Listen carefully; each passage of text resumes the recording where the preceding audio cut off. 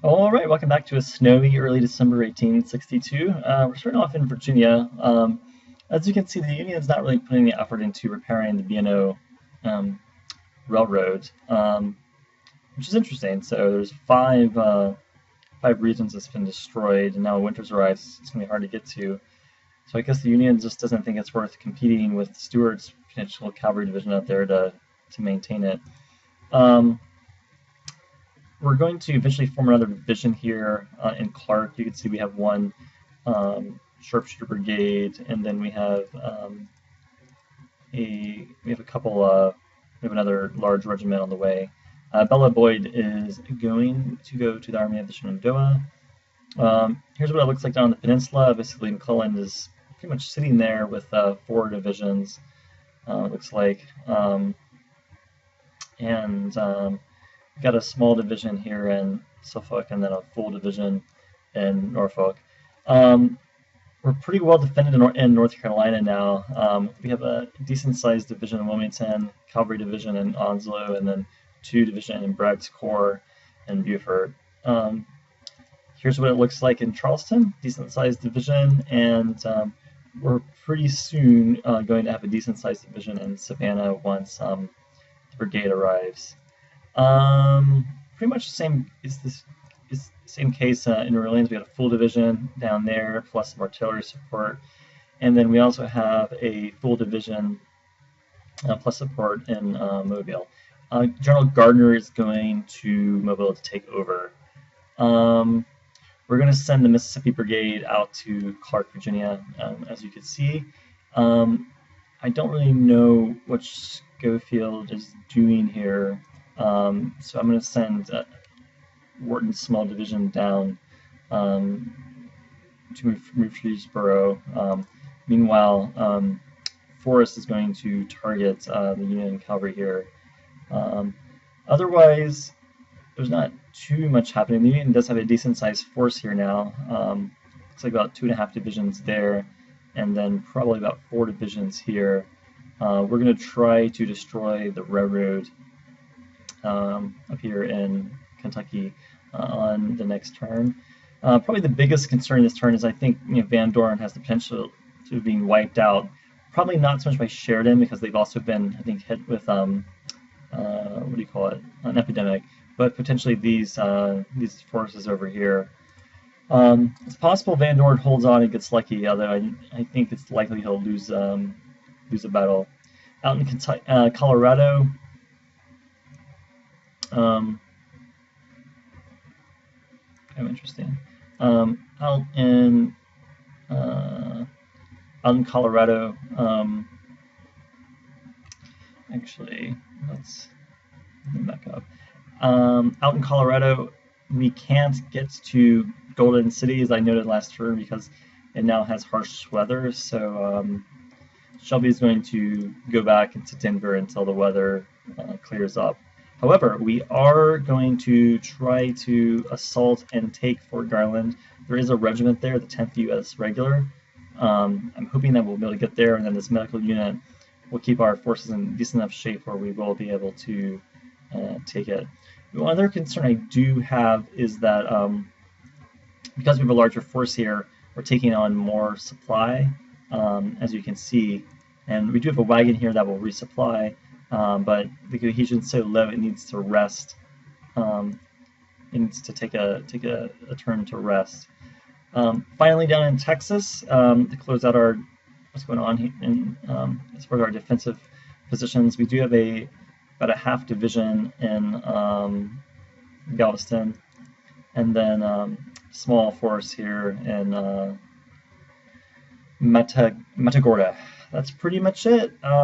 What we are building are a few ironclads and a militia unit, and then a few small brigades in Kentucky. All right, let's run the turn and see what happens. Okay, so there were 2 battles. One is we did lose another battle in Lawrence, but the Union was not able to continue attacking, and so we may have just been able to basically get pretty lucky. Our supply wagon has also arrived, so now we have a little bit of supply. You can see our power is 72, and Sheridan's power is 167. So I think yeah, it's possible we'll be able to hold on. I'll show you the battle screen in a minute. Here's what it looks like out in Virginia, or Colorado, excuse me. I'm so used to saying Virginia. We probably won't be able to get to Golden City because it's mountains until the winter is over. So Shelby did arrive back in Denver. Denver is a depot, so it is bringing in some supply, plus it's producing 19 a turn. So I think we're going to, between that and what's here in Fort Morgan, we'll probably be all right. Otherwise, we may consider moving on Colorado City. The good news is actually we're quite easily able to take Fort Garland. Took it on the first battle, so Baylor did a good job there. That's for sure. Didn't really see any movement happen out in Virginia. Pretty much it's all quiet. Didn't see any movement happen in North Carolina or in Kentucky, and a little bit of movement in I'm sorry, we did see some movement in Kentucky. Looks like they brought in some more forces, although I'm not really sure. Perhaps that's what arrived there in Louisville. Our partisan force did arrive, so we'll try to be able to destroy the railroad next time. Kind of an interesting situation out here in West. It'll be out west. It'll be interesting to see if Van Dorn can actually hold off. Yeah, I'm just trying to see. So some of the forces they haven't really taken that many losses. Not that unit has, but some of the cohesion's down. So we were able to get in the supply wagon, and it's arrived. So we have enough supply for almost 4 turns, and we're not really producing any supply though. So all right, let's take a look at the messages. All right, so we have several units that are trained. So here is the battle. We actually, as you can see, it says we failed to retreat. Sheridan's force, you can see actually that Ricketts' small division came in, and so it looks like they took possibly the brunt of the casualties. So the casualties are actually at 4-1 in our favor. So we do have a couple cannon that are able to fire. Mostly movement. Okay, so we've arrived here with Forrest and failed to engage. I don't know where this Union force here went. Let's see. Here was the battle where the 10th U.S. was destroyed. You can see they were wiped out on the first assault, and okay, so we have a few units finished. We have the Georgia state line troops.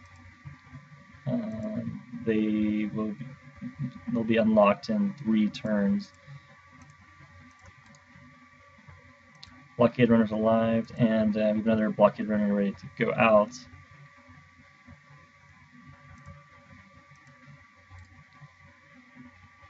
And that's pretty much it. So pretty quiet turn, which is probably what you expect since since it's winter. All right, see you.